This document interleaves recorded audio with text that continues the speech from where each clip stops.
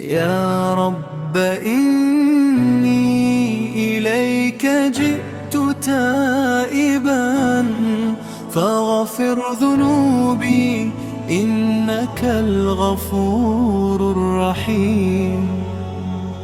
قلبي يناديك في سكون الليالي وأنت تعلم سر نفسي وخفاياها. زدني هدى وثباتا في الحياة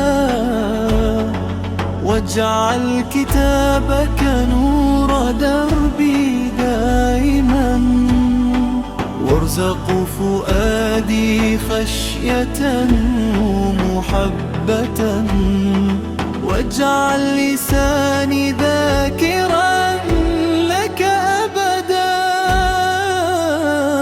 يا واسع الرحمة يا كريم أنت ملاذي في الشداد كلها، فارفع عني كل هم وكربا واكتب لي الخير حيث كان وارزقني حسن الخاتمة يا رب واجعل حياتي طاعة ورضا وكرمني بصحبة الصالحين وثبت قلبي على دينك الحق واجعل دعائي مستجابا دوما وأكرم بي بالنظر إلى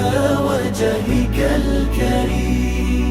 يا رب لا تكلني إلى نفسي فإنني عبد ضعيف فقير، أنت الرحيم وأنت النصير، فاغسل الخطايا بماء الرحمة والبسني ثوب التقوى والإيمان واجعل القرآن ربيع قلبي وشفاء صدري ونور بصري وأعني على ذكرك وشكرك وحسن عبادتك في كل حين. يا رب ارزقني صدقا نيات أخلص عملي لوجهك الكريم ولا تجعل للدنيا في قلبي سلطانا واجعل الآخرة أكبر همي وأدخل لجنات النعيم مع الأنبياء والصالحين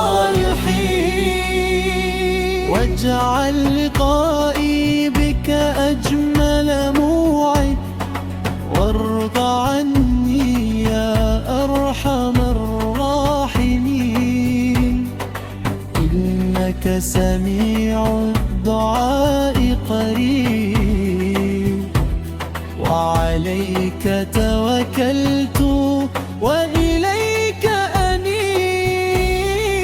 سبحانك ربي ما أعظمك والحمد لله في كل حال ولا إله إلا الله وحده والله أكبر كبيرا. وصلى الله على محمد وعلى آله وصحبه أجمعين. آمين يا رب العالمين.